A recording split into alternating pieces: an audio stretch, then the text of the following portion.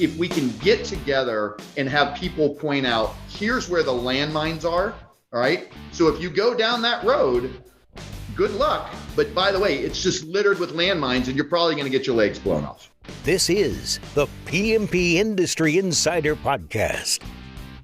Hello, everyone. Welcome out to another episode of the PMP Industry Insider Podcast, where we look at what is changing in the industry and we take you to the front lines to those that are driving those changes. As always, I'm Donnie, Shelton, owner of Triangle Home Services, as well as Triangle Pest and Triangle Lawn. With me, oh my gosh, I'm going to have so much fun with this. Let's go. Bring it. If you're not watching the YouTube version of this podcast, do yourself a favor because you're going to get a lot out of it. I promise if you watch it. By the way, so Dan has poison ivy on his face, in case you're wondering why I said you should go and look at it. And we have not, me being and our guest, who's awesome, and we're going to be talking about, we have not given him a hard time at all. But if you've ever seen the final scene of Rocky 3, where Rocky, is like, he's got the American flag on, he's got the crap beat up by Draco. That's a good visual. If you can't get on YouTube, that's what Dan looks like. So with that, Dan, actually, the scene was where his eye was so swollen that he said to his manager, Nick, cut it, cut it. And he takes the razor blade and the blood goes everywhere. And that's anyway, it was worse yesterday, but oh gosh, thanks so for asking. Yourself, thanks for asking. Guests, yes, the whole bit that you normally do. And then let's get into this topic because it's a fantastic topic. Let's go. Okay. This episode is sponsored by Coalmarch by WorkWave. If you're interested in digital marketing, visit them at coalmarch.com, as well as PestSure. If you're interested in most types of insurance for the pest control industry, visit them at pestsure.com and they will take care of you. So today we are talking about and doubling down on peer groups and best practice sharing. Okay. Now, our guest wrote a little bio that, unfortunately, if I read the whole thing, I'd probably take away most of the time that we have for this podcast. It's not that long. I think, hang on, before we recorded, Dan said this is like War and Peace, which I thought was a pretty good one. All right. So we're talking about an exciting new venture for PMP Insiders. In the episode number 110, we talked about peer groups, the good and the bad. And quite honestly, we saw a tremendous amount of feedback and interest from that episode. So much interest that we started to look hard at, could we expand our peer groups, because we do that, and begin to roll out peer groups on our own. So like, I said at PCO Bookkeepers, we've been doing peer groups for years and years, but it wasn't a primary focus, but there's a need for it out there. And because of your interest and feedback, we decided to step up our game and we partnered with industry veteran to help us. And that person is David Billingsly. Now, let me go into War and Peace. All right, War and Peace. Here we go. No, you don't have to do that. No. All right. No, okay, it's fine. Okay. So there's a blurb in there, everybody, that says, you don't have to read this, but I'm giving you it just for informational sake. I can't even see it. My computer ran out of memory from So anyway, I met David, it's probably about 2006. Sounds about right. Yeah. And we really got to know each other better when we started going to the Associated Pest Management meetings, where I met him there when we were in a much different environment than the business environment. And then, so David had worked for American Pest, which ultimately became Anticimex. And in 2016, when American Pest joined Anticimex, that's when David and I got to trade blows, because before we were kind of friends, and then we were on opposite ends of the table negotiating deals, which we completed many together.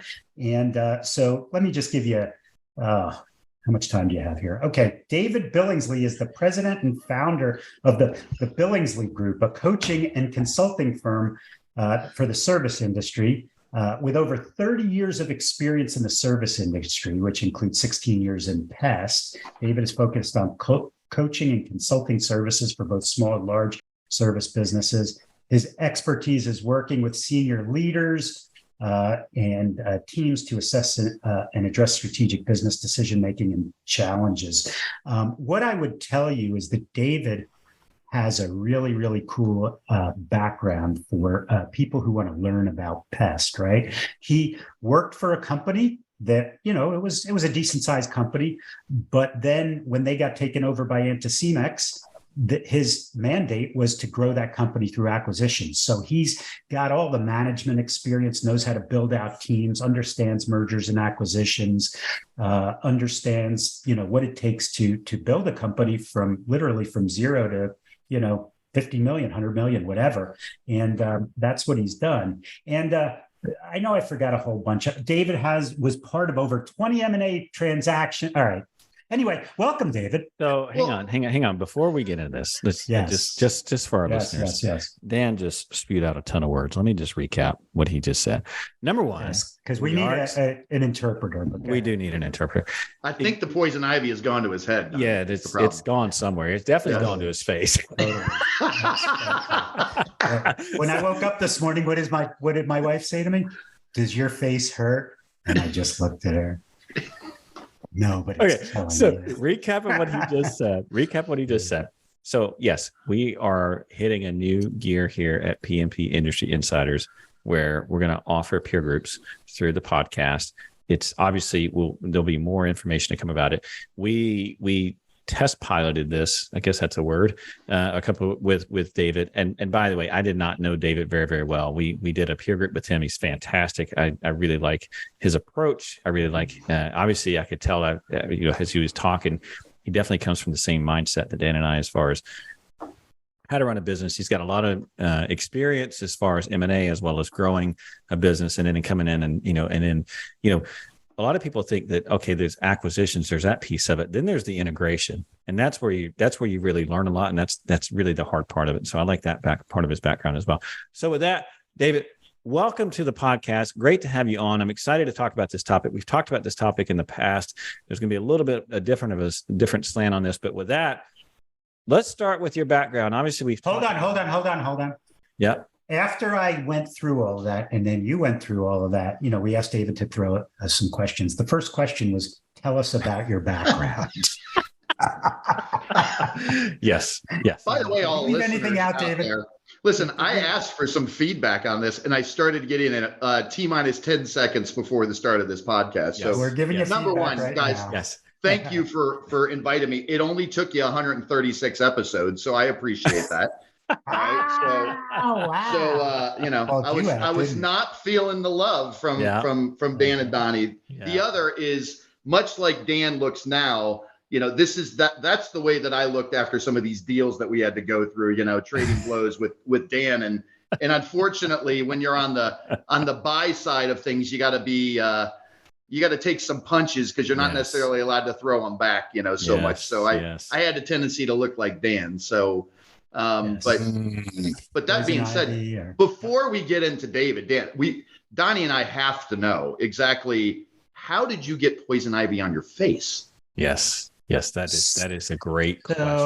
Where is it out on Carol? By the way, so now people are allergic, but I do have a theory, because I did some research, and I what I saw was that dogs cannot get poison ivy, but they can carry it.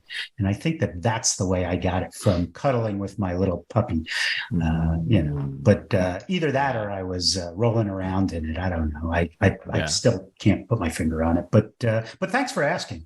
Yeah, no problem. Yeah. So let's get into this. Let's talk a little bit about peer groups. And obviously, I think there's a lot of our listeners who are either members of a peer group, they are considering a peer group. We have a whole episode, again, if you're listening to this, we have episode 110 where we kind of get into why peer groups are important and some things to consider when you're, evaluating a peer group. But having said all of that, let's talk a little bit about you, David, and let's talk a little bit about kind of what you're doing and kind of what your vision is, as far as like what is a good peer group? What does that look like? and why it's important. I know there's a lot in there. We're going to go through it all, but just maybe that's a good place to start. Again, we can go back through background stuff like that, but I want to make sure it is good for our audience to be listening and to get something out of it. No, for sure. And so this goes back to just some of the things my old owner, and this is kind of where Dan and I met, Matt Nixon at American. Matt was all about, number one, this best practice sharing, so being part of Associated, we were Copasan members, right?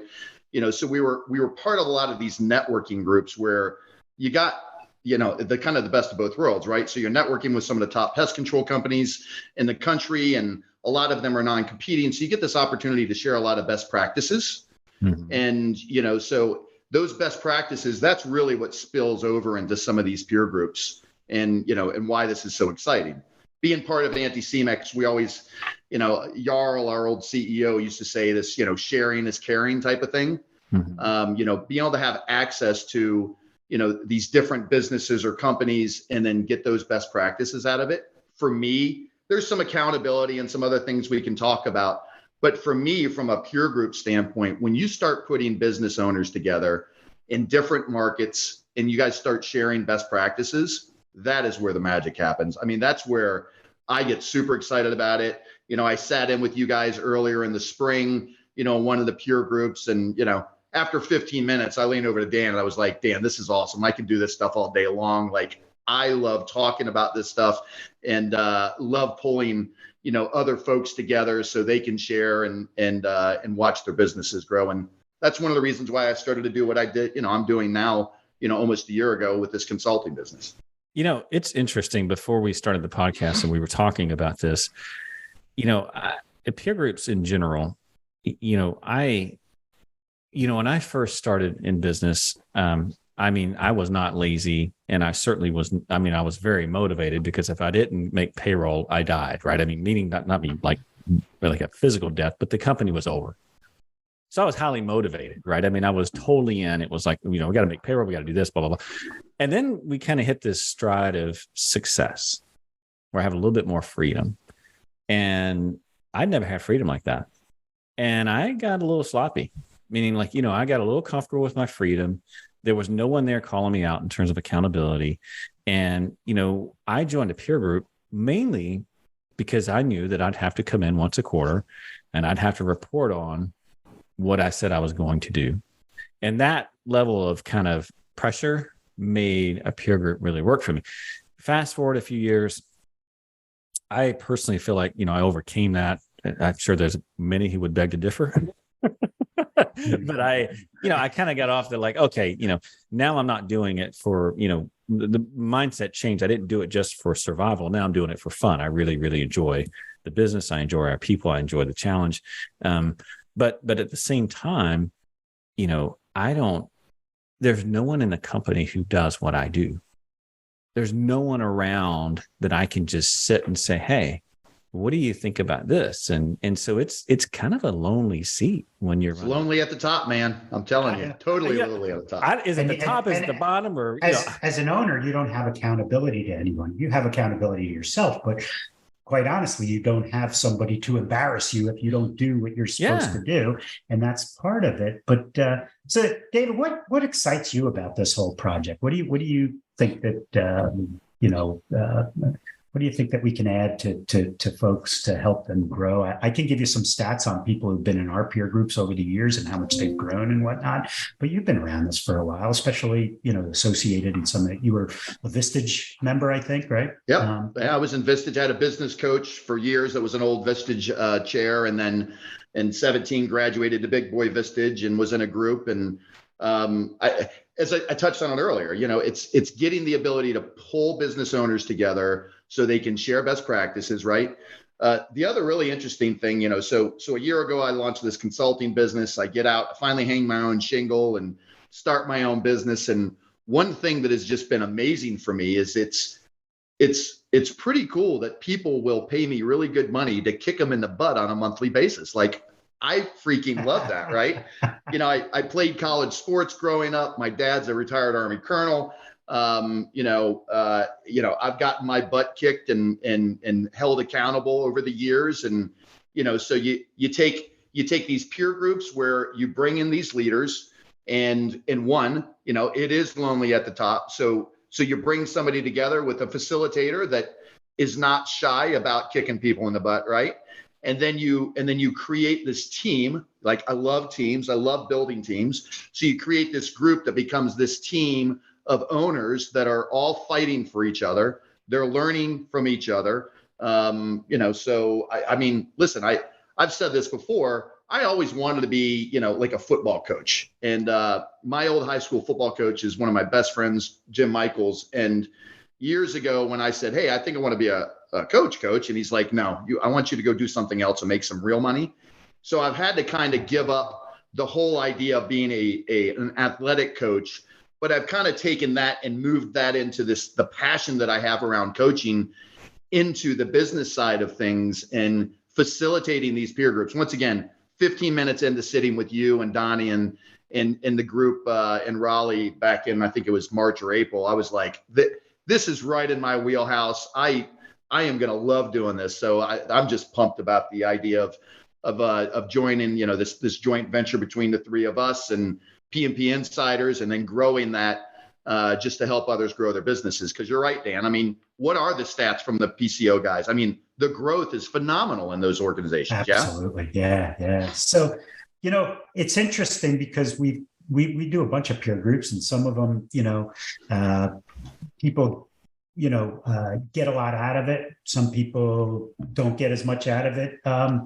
They can be a fantastic opportunity or a waste of time. And it depends on what you put into it. What do you need to put into a group to make it worthwhile? Because you're paying for you're paying for travel to come to it, and you're vulnerable. You're opening yourself up to criticism. Let me say something real quick before we jump into that, because this is really important, and it touches on what you're just saying there, which is if you're considering a peer group, I've seen people do this all the time. Now, I have a massive ego. I believe I know where you're going with this, but go ahead. I do. And, the last thing I want to do is just go and show folks how much I screw up. And, sometimes people look at a peer group like a showroom. I'm going to come in and I'm going to bring out the showroom. I'm going to show them all the things I'm doing right. And really, you need to view the peer group as a maintenance shop, right? This is where you're coming in. You're like, this is broken. I need help here. Like, yeah, I guess my point is that, you made this point about some people get a lot out of the peer groups and some people don't. And really, truly, 99% of the time, it's the mindset of the owner sitting in the seat, not the peer group itself. I can learn a lot. I mean, there's a quote, and I'm going to screw it up, and I think Socrates said it, which was Socrates. He was pretty. Donnie was pretty young at the time, but I was going to say he must have been. Yes. Did you grow up with him, Donnie? No, I didn't grow up. But it was. How does it go? He goes. I think he says, "Wise men learn more from fools than fools learn from wise men." Meaning that even if you're in a group and someone's at $1 million or they're at $500,000 or they're just starting, there's always things to learn.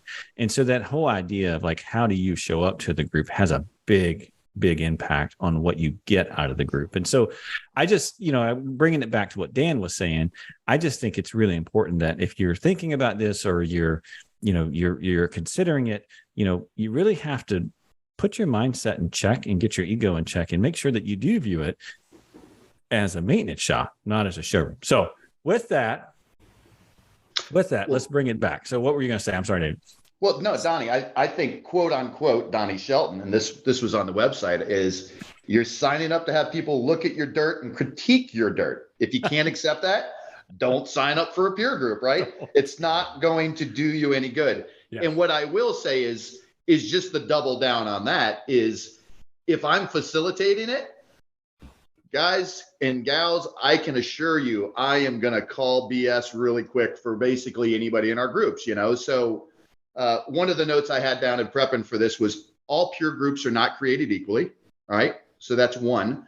And two, to Donnie's point, you are going to get out of this, much like everything else in life, just about whatever you put into it, So, if you're going there to learn, and by the way, there can be an evolution here. And Donnie and I were talking before we started recording, and that is, hey, you may be a younger business owner, newer in business, and maybe you need some accountability, right? So it's lonely at the top, and maybe you need somebody just to kick you in the butt for a little bit, all right? That's a great reason to join the peer group. Long term, as you evolve and you get super mature like Donnie has, as you get super if mature, you didn't catch that joke, sarcasm, Yes. So, Get but all when the you get gray super hair. mature, there's going to be other reasons, but for whatever reason you feel like you need to join the peer group, there's going to be that reason. But I promise everybody, there will be multiple other benefits to that. But you've got to be purposeful about it, and you've got to want to. You've got to have that want to and desire to get better and have people help you get better. One of the things I've learned over the years is that everyone wants to be the smallest person in the peer group because they feel like, well, if such and such is at X revenue ahead of me, then I'm going to learn a lot. I'm going to learn so much from them. And as I've been in these groups for years, I don't think that's true. I really don't. And there is some truth to that. I'm not going to say it's completely false, but certainly there are bigger companies who are third and fourth generations who are so far removed from the business. Yeah, they're large, but they don't really add a whole lot. To me, what you're looking for is a mix of specialties, right? So you got someone who's really good in marketing, and you got someone who's good in ops. You got someone who's good in sales. That kind of diversity is what makes a good peer group. Because look, if you got a smaller company, like we had, help me out here, Dan, the guys in Canada that was doing all the marketing stuff. If I had those guys, Liam and those, they would be fantastic. Liam and James right? Yeah. So my point here is that I would not put the blinders on and say, well, I'm going to be the biggest company in that group, so they're not going to do any good. That's not true. Well, here's an interesting one. So I remember being at one of the CO2 conferences that you did, and I forgot who the speaker was, but it was a smaller company talking about, I don't even remember what the topic was, but it was a smaller company. And Bobby Jenkins, who runs I don't know, what's his 80 million, whatever. Oh, no, he's way over 80 million. No, he's six figure now, baby. The Jenkins, he owns that market. Okay, whatever. 100 million, 200, whatever. But he was sitting at the table taking notes feverishly. And I was just really, really impressed by that because he was learning from somebody who was quite a bit smaller. And if you can respect that, you can learn from that. And by the way, Liam and James, the guys from Canada who are the marketing guys, I think they're in their mid-20s and they are crushing it and just having a blast doing it. And it's fun to listen. And so you can learn quite a bit. So the takeaway from that though is that don't think that size is I can't. You almost said it. I'm not gonna. Does size matter, Donnie? Does size really matter?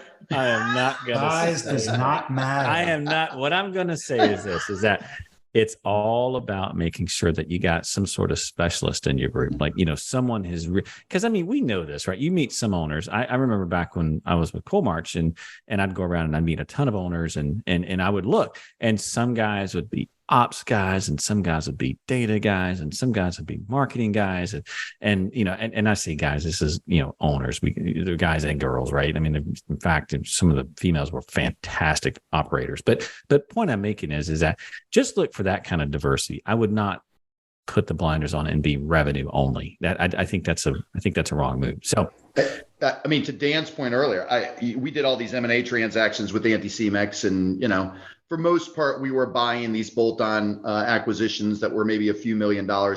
We learned a lot, as American. Before I left American, we were almost $50 million, and we were continuously learning a few things here and there from these smaller businesses that we were buying, so we could incorporate those. So I'm with you. When it comes to the peer group, size does not matter. So. Yes. Okay. Well, with that, let's move on to the next topic. So hang on. So let's talk a little bit about if you're sitting down on the fence, right? And you're like, okay, I know I need to grow the business. I know I need to work on the business. Would it be better for me just to grab a mentor and do a one-on-one? And again, this is kind of a recap what we talked about in 110, but let's go through it again versus joining a peer group. When is one appropriate or both appropriate? Like, let's just talk through that. And Dan, I'm going to start with you actually. What are your thoughts on this? And then I want to bring it back to you, David, because I have my own thoughts on this as to what, when it's appropriate to have a peer group, when it's appropriate to have a one-on-one mentor. But I'll start with you, Dan, first, and we'll come back around to David. Well, I think a mentor is somebody that you can look up to, that you can call and ask a question. You're not going to have a full, it's going to be that person's opinion. Whereas a peer group is, in general, you get to hear the good, the bad, and the ugly, and you have a bunch of people who are critiquing, a bunch of people who, there's a lot of different personalities, and there's a lot of different ways to do things. I think a mentor is extremely important. When I was in pest control, my mentor was Ed Bradbury. He, I was his CFO, and it was funny. I left the accounting world, and I was a bean counter, a total bean counter. And that's all. I played with head count. There was nothing human about what I did. Everything was numbers, spreadsheets, things like that. What Ed showed me, and this is no dig at Ed, I totally respect him. Ed showed me that wasn't as important as building a team the way he did, that everybody on the team would take a bullet for.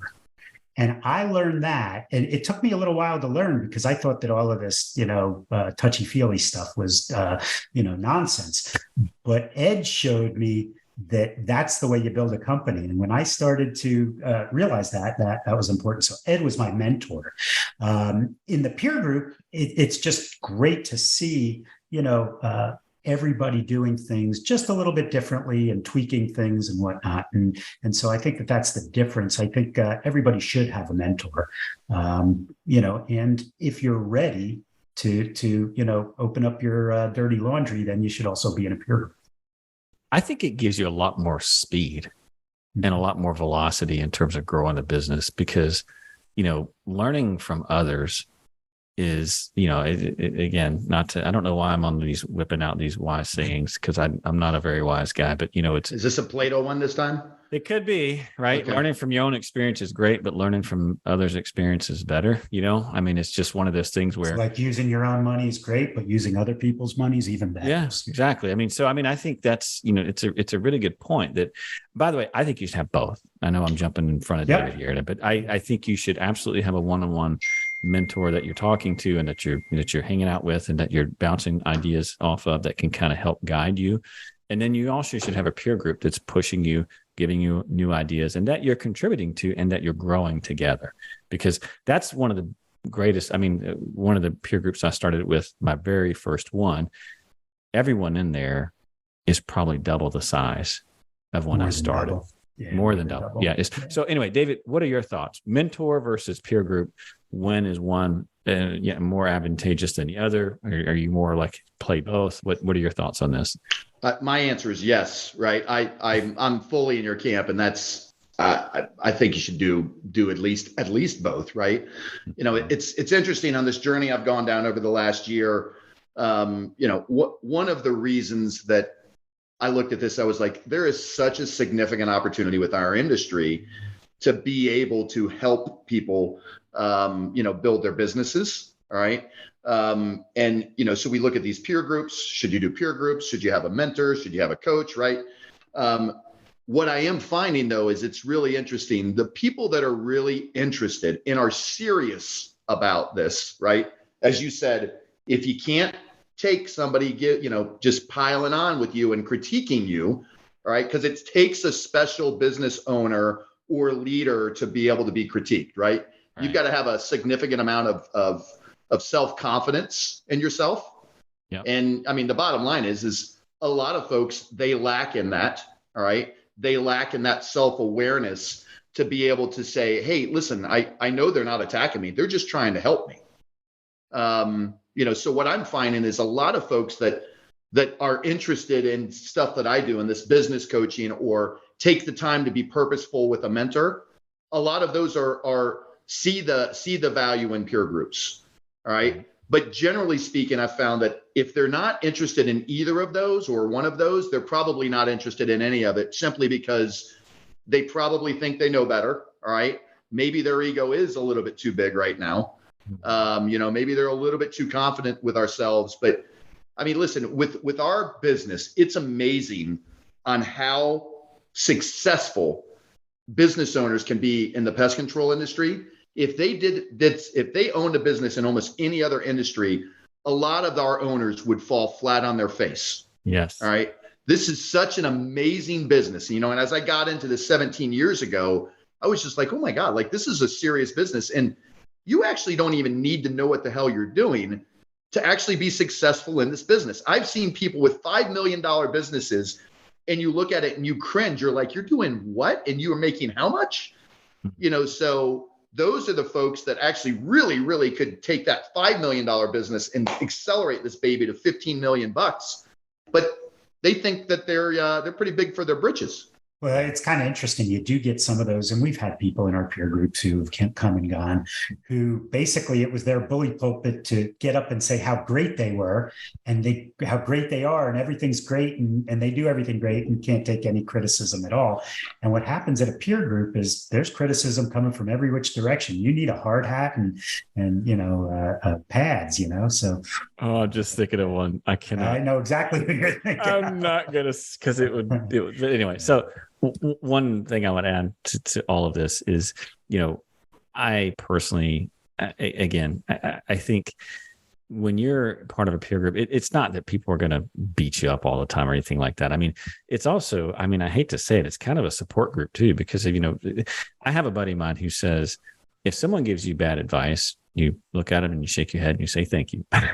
It's just like if someone gives you, great advice, you do the same. But his whole point is that at the end of the day, we're all learning, and you can't, it can't be a one-way street, meaning that if you go, of course you're going to get something out of it, but you also should go with contributing, because like most things, you learn a lot more when you have to teach something or justify it than versus when you just say, well, yeah, that I understand it, I read it, conceptually. It's something totally different when you have to teach it. So let's talk a little bit about this idea of going, some people, I don't know. I've seen this in the industry sometimes. I haven't seen it in a while, but it's almost like people think that they're better than like an industry group. Like, well, I'm not going to do a pest control group. I'm going to do some other group. Like almost like it's a step down. Can we talk through a little bit about the differences between, there's obviously the difference between industry specific versus a broader business group, but let's talk through maybe some advantages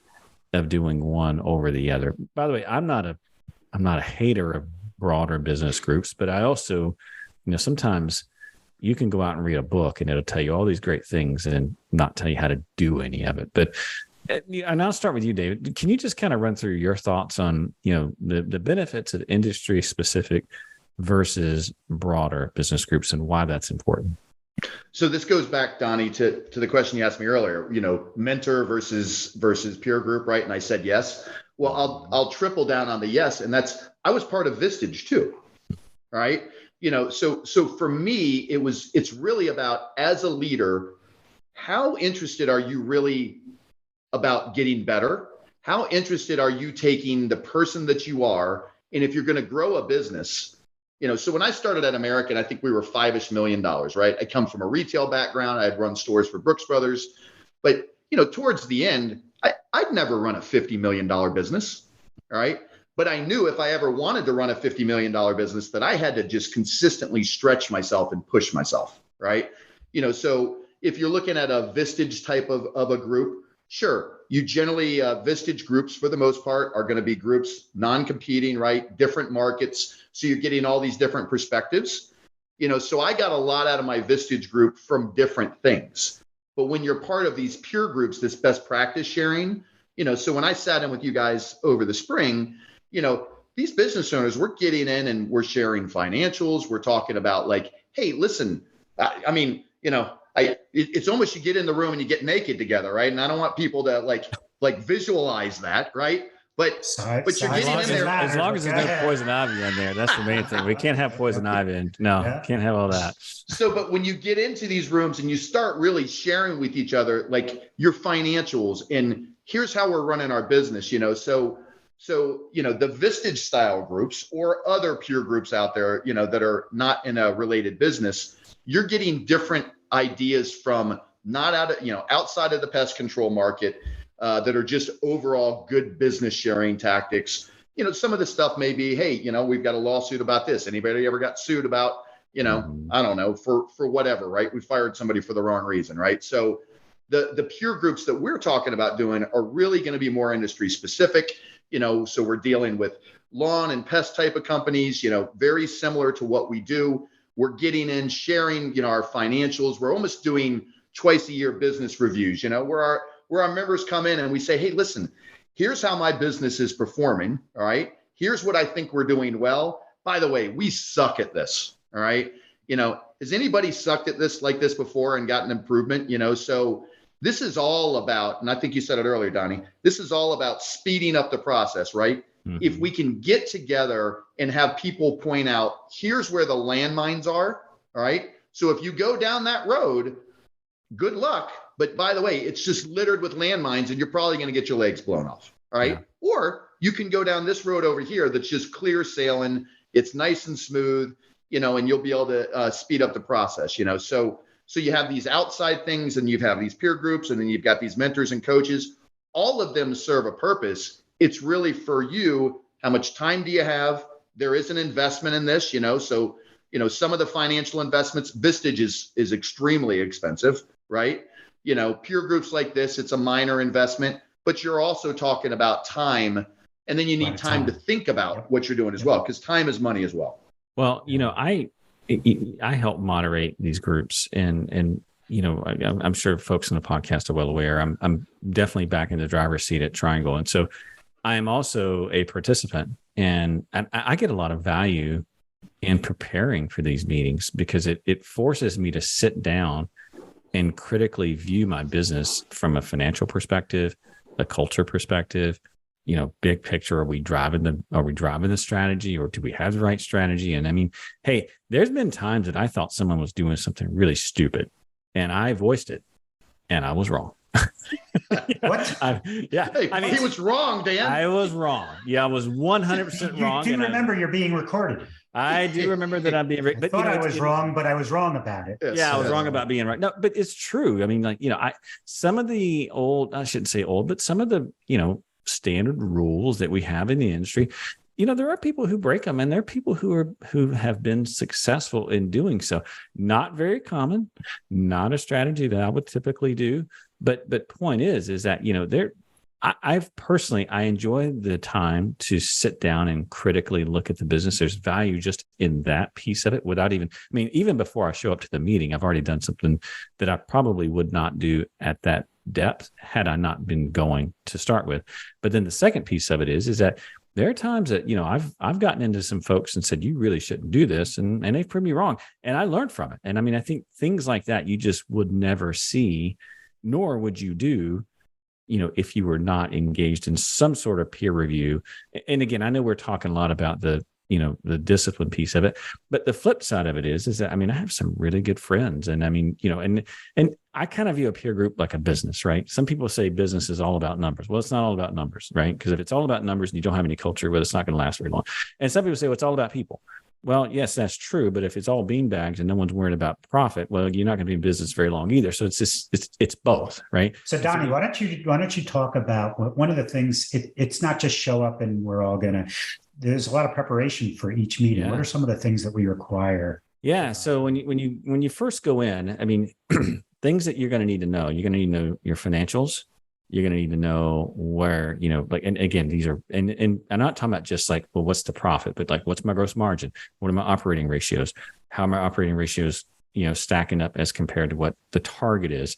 And I'm going to come back to some of this. So there's the financial piece, there's the operational ratios piece, but there's also this strategy piece of like, hey, I want to do this in the business and here's where I'm at. And I either did it or I didn't do it, or I got midway through and it didn't go the way I thought it would. And for me, specifically me, I early on, and I still fight this to this day, is the strategy of the week, right? It's like, well, that's not really working and I'll bail. And that quarterly, or even every 6 months, it forces me to no, you said you're going to do this. You're not gonna flip, right? And we're going to see this through. And so that's probably more for me than most. So what we do though is we give you a template where we ask for financial numbers, operational numbers, other things, and you have to submit it before so that everybody can look at it and prepare. Oh, well, there's more to it than that. There's also the slide deck, right? Yeah, and then you do basically a presentation of this is what's going on with the business. And again, that in of itself is super valuable because it just forces you as an owner to really take a critical eye, almost like a third party, because you got to present what's going on and, clarity as to what's not working. And so when you have to do that, at least for me, it makes me really think through what's working, what's not working. So when I show up to the meeting, 50% of the value is already there, even before I show up. So anyway, that's all the prep, right? And then there's the meeting itself. But anyway, I forgot where I was going my last point. So we're going to just move on. But so Dan, I've got a question for you kind of around this a little bit, Donnie. And that is, so from an M&A specialist standpoint, God bless you, Mr. Shelton. He is a good sneezer, by the way. He's on mute. So sorry. That was last week too. By the way, some color. If you're not on YouTube, Donnie about blew his head off because he sneezed a couple times. So Dan, back to you. So yes. From the M&A side, because you also have an M&A business, right, where you help people sell their businesses. Yeah, I hear that, right? Yeah. So how many times have you heard from one of the sellers, though, as you begin to go through this process, and have them put their decks together, how many times have you ever heard a seller say, I didn't even know that about my business? Does that happen often? We see that a lot. And what we do is like a lot of the, so we have PCO bookkeeper clients, who we've been working with doing their accounting for years and years.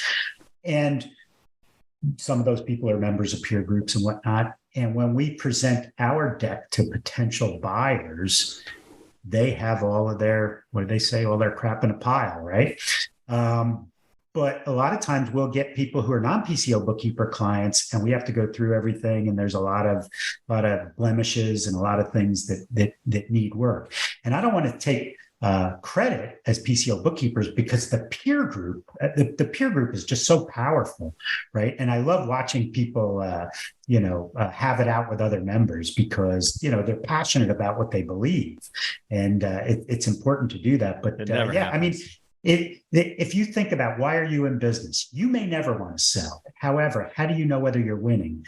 The KPIs that tell you that you're winning are the same KPIs that raise the value of your company.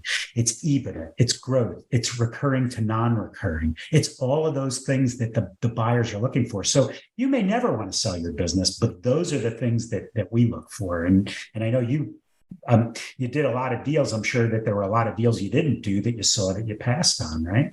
Yeah, but to come full circle on that, Dan, so the reason behind the question, other than to plug the business for you, was for me to say, hey, as part of a peer group, twice a year, you're actually having to dig up the dirt on your business, right? Yeah. So you're really never caught flat-footed with that stuff. You're going through these and you're sharing that, so now all of a sudden it's forcing you to actually really dig into your business. Donnie, you said this earlier. Hey, you came into the groups originally, you're all about accountability. And then you got fat and happy and you're like, man, this thing's good. I'm just going to dial it back here. I'm going to throttle back, right? So I'll use your airplane analogy, right? Taking off lots of throttle, right? To get off of the ground. Yeah. And then once you get to cruising altitude, what do you do? Oh yeah. No, you pull it back. Yeah. Yeah. Hopefully not fall, right? Hopefully not. But this allows you to stay on the throttle at least a couple times a year, because now you've got people. So one, you've got a facilitator. And I think that's an important thing to mention about this that we can talk about, but you've also got these peers of yours that are part of this group. They're your accountability partners now, where twice a year, you got to go step up in front of your folks and say, hey, listen, here's what's going on with the business.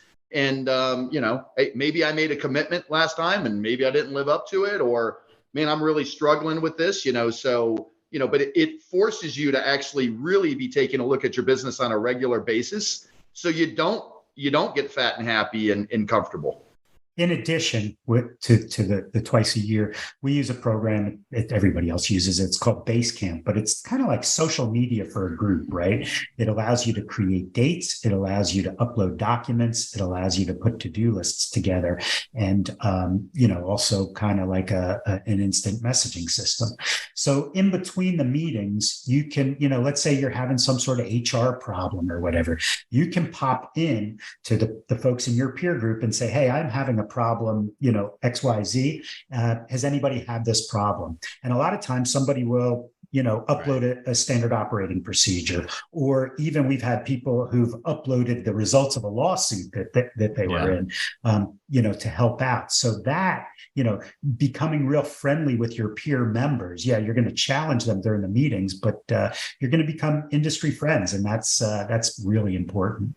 So we need to wrap up here. We're getting towards the end, but there's 2 points I want to make. The first one is we talked about, looking at diversity in the sense of where someone's background, where their strengths, making sure that you have a group that looks at that piece of it. Like you got someone strong in sales, marketing, whatever. The other thing I would say is if you're looking at a group, and this is both as you showing up and also when you're evaluating a group, is engagement. It burns me up to go into a peer group, and I don't allow this, by the way, and a good moderator won't either. And people are on their phones, they're checked out, they're not participating. If you got a group that's doing stuff like that, you need to either get out or you need to call them out, or you need to get that person out. I can't, if I'm going to take 2 days out of my schedule and I'm going to plug in and take notes and give people feedback, I would expect the same courtesy in response, meaning that people are critically listening. They're plugged into the meeting. They know what's going, like they're there to help me just like I'm there to help them. So that's my second point. And then bring it out to the last thing that I want to talk about, which is, okay, so now what do we do? If someone's listening to podcasts and okay, I'm interested in learning about this, I'm interested in joining, what do they do? Well, they can email me, they can email you, they can email David. So mine is dan@pcobookkeepers.com. I'll accumulate them. Donnie, what's yours, Donnie? Dan@pcobookkeepers.com. That's my email. For all the bill collectors, that's Dan. That's for all the complaints as well, right? That's where all the complaints. Yes. No, the hate mail goes to that. No, I like the idea of everything going to Dan just because it's super easy. Send it on. And by the way, it's not that I want to give folks my email address. You're more welcome to contact me anytime. But no, I want to make that point, right? And we can put this up on the website. We have PMP Industry Insiders.com, and we'll put that up on the website. We'll put it on the show notes. We'll probably put something on the front page if you're interested in a peer group. David, do you want to give out your contact info just in case someone wants to reach out to you as well? Yeah, first and foremost, I'm on LinkedIn, so you can certainly hit me up on LinkedIn. And just the last name is L-Y, there's no E. So, but my email's thebillingslygroup@gmail.com, really difficult. And then once again, any feedback on this, they'll have that up on the website, and we can start collecting some information, to begin to take a look at the inquiries. And then to Donnie's point, throwing these groups together isn't just something we throw together, right? We got to be really thoughtful and geography, competing areas, things like that, to be able to put these groups together. But I'm stoked about it and excited to be working with you guys and getting these things rolling. Well, David, it has been fantastic having you here on the show. It's always good to chat with you. I know it's taken us 138 times to get to you, but it's been great hearing your insight. And for those that are listening, I think if you spend any time with David, you realize he's a pretty sharp dude, understands what's going on in the industry, has seen a lot, has done a lot. So I think he's definitely a good resource in terms of getting good information. Dan, anything to add? The only thing that I would add is one of the things that kind of confirmed that I wanted to do this with David is he's got a leadership group, and we send, I think, five or six people from PCO Bookkeepers, six people from PCO Bookkeepers to his leadership program. And it's not my feedback, it's their feedback. They said that it's excellent. And, I've known David for a while, so I think it's a really good investment. So if you're interested and you want to talk about it, by all means, shoot us an email.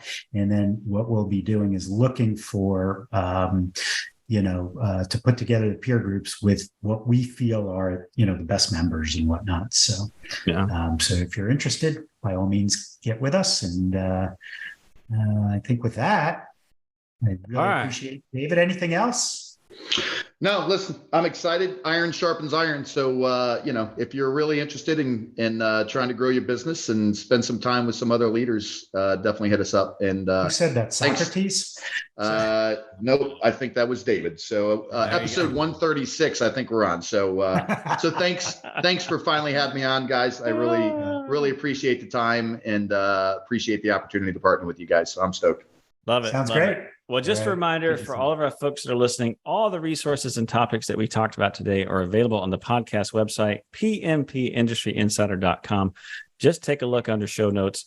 Also, just one quick addition for this week. If you remember that song, Poison Ivy, please send a rendition to that to Dan. He would very much appreciate that. And we also appreciate ratings and reviews. All complaints go to Dan. And with that, we're signing off. We'll see you all next time. Take care.